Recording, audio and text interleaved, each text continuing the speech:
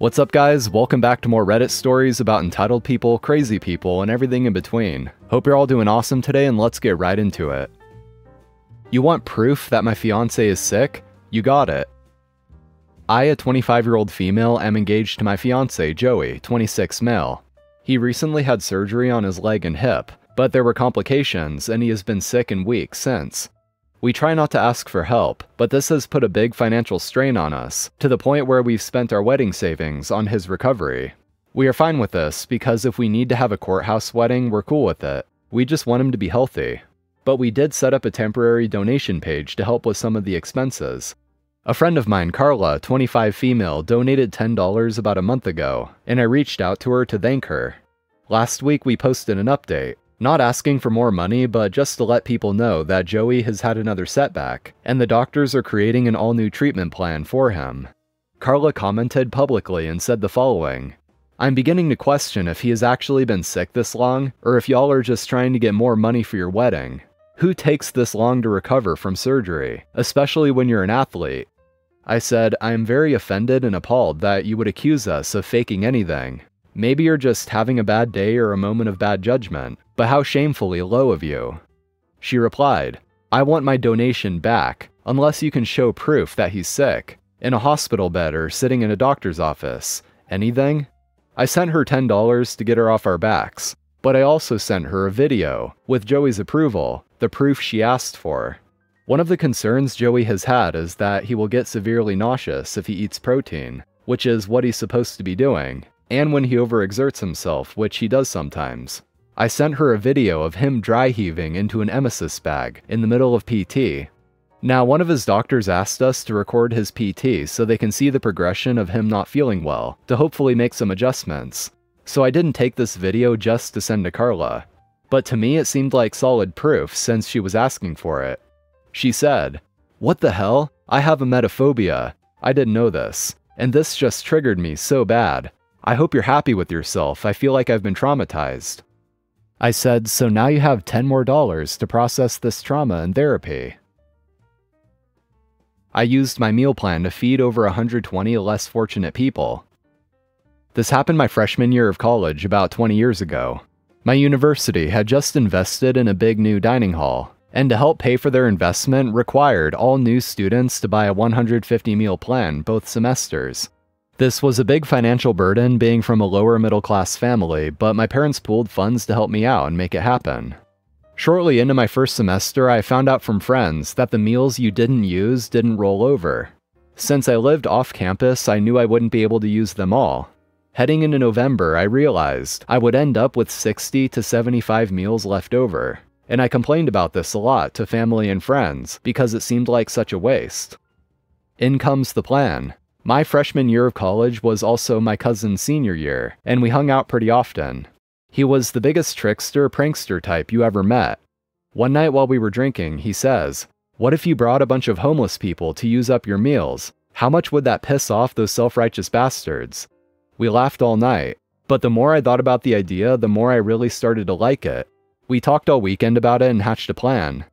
On Monday morning, we went down to the local Salvation Army around the corner. I have grown to really despise this organization, but in the early 2000s in small-town USA, it's what we had. We told the lady at the desk I would like to feed people in need with my meal plan. She was hesitant at first, but said she was working with people that this would be a huge blessing to, especially during the holiday season. She helped me organize 2 days the following week, where around 30 people would meet me to eat at the dining hall. I would wear a certain hat so they could find me and we would go eat. The day finally arrived and all kinds of people were there. There were homeless people in tattered clothes. There were families with kids that seemed excited to eat out. There was even one family I will always remember that seemed embarrassed to take a handout, but I made an effort to talk to everybody and make them feel welcomed. At noon, we headed into the dining hall. I walked up to the lady at the entrance and said, "These people are with me. They are my friends. I would like to swipe them in." She looked confused, but reluctantly said okay. To say we got every reaction humanly possible would be an understatement. There were staff that were obviously annoyed with the influx of diners. There were students that were laughing. There were students that were giving me the silent clap. There were snobbish faculty members that seemed to be disgusted at the type of people coming into the dining hall. I didn't care at all. Eventually, a head staff member came up and said that they knew what I was doing, and they didn't like it. I said, "These are my friends eating with me. I paid for these meals. Am I doing anything wrong?" She was stumped. The next day, the same situation happened with the same reactions. It seemed that I had caused quite a stir on campus, and it just so happened that the university president was eating there that day. She came up to me and said even though she would ask that I not tell my friends to do the same thing with their meals, as the staff couldn't handle the influx of diners, she was proud that her students had the heart to do something for others like that. The following semester, I did the exact same thing. I even used my meals sparingly so I could bring more people. The one memory that will always stick out in my head is the family with the little kids so excited to go to the pizza bar and soft serve ice cream machine, giggling the whole time. To this day, it's still one of the proudest moments of my life. Me and my friends and family still have a drink and chuckle over the story, and the snooty, angry reactions I got. In regards to the people that would see such a scene like this and actually react with disgust, you just know that if the people that OP brought in were not less fortunate looking, they probably wouldn't react in the same way. But if a university is going to be greedy like this and actually force people to get the full plan whether or not they're actually living on campus, then good for OP for actually using it for a good cause instead of, just letting it go to waste. Entitled mom claims I stole her kid's water bottle. Gets tased and detained by police. So a little background before we start this. I was born with type 1 diabetes. This in turn has caused me to have an extreme thirst a lot of times in my life. I can't tell how many times I've been doing a daily walk for exercise and I've had to run home or to the nearest vending machine for water. Last August, me and my family were taking a trip to Dubai for vacation.